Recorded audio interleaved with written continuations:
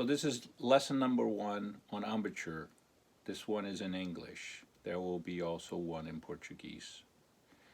First thing you have to think about for embouchure is your embouchure needs to be relaxed so your sound can be big. If your reed's not vibrating, your air is not going through the reed and the reed is not vibrating. Basically, you're choking the reed. So any pressure coming from the lower lip or the jaw will do that and basically keep your reed from vibrating the way it's supposed to.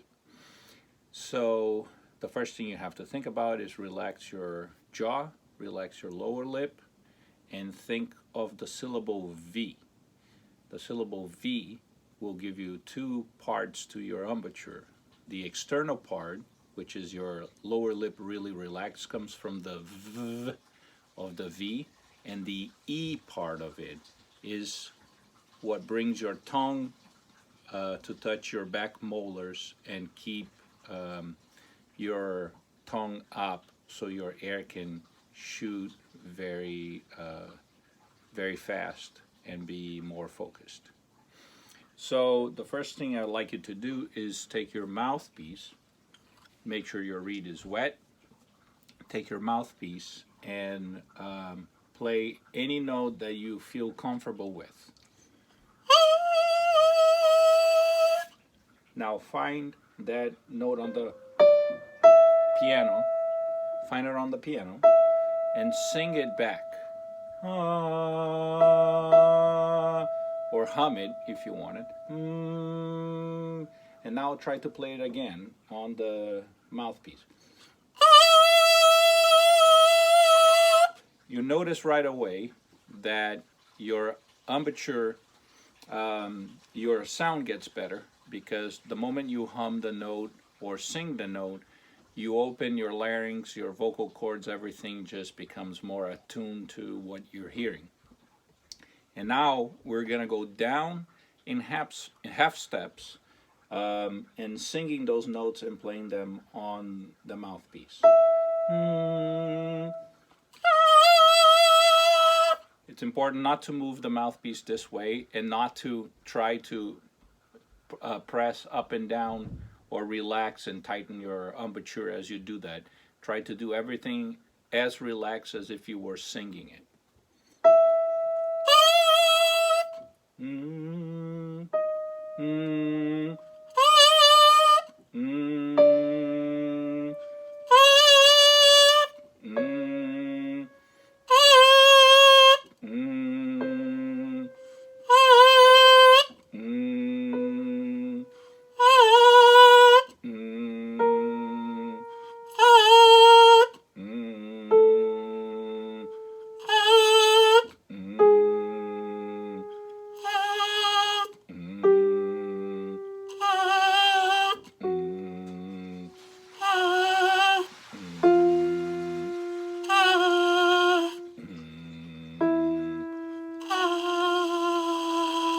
That's about as slow as I'm gonna get.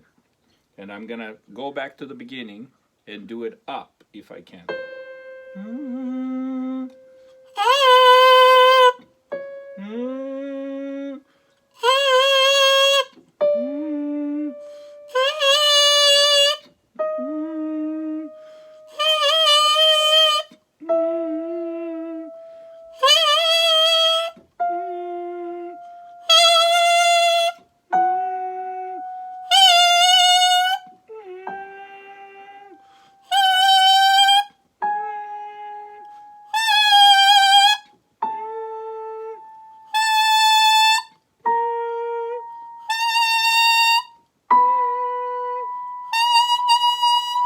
That's about where I'm gonna get with this reed today.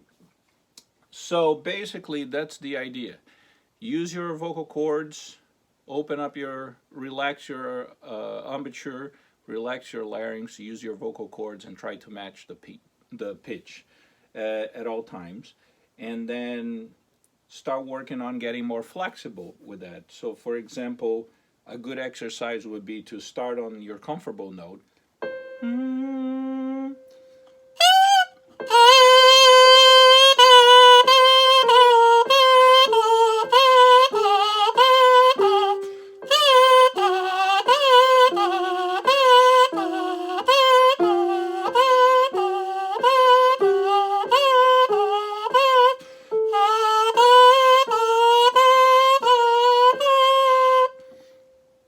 notice that I'm not moving the mouthpiece up and down. I'm not tightening up my embouchure.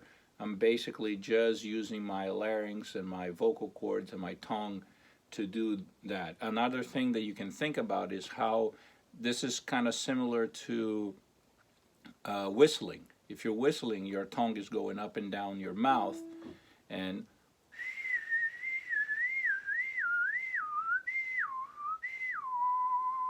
if you whistle, if you repeat what I just did, you're gonna notice how your tongue is moving up and down and changing angle inside your mouth. So that actually helps you understand what to do with your larynx and your tongue and your airstream as you're doing that.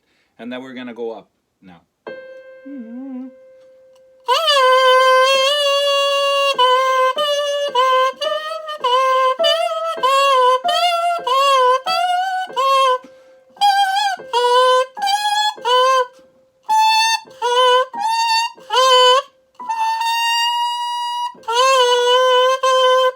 So, and then you can play whatever you want. You can play songs, you can play scales, you can play arpeggios, whatever you want. This is a great exercise to transfer anything that you might be trying to do externally with your mouthpiece into to be internal, to be all about your larynx, your vocal cords, your airstream, and the position of your tongue.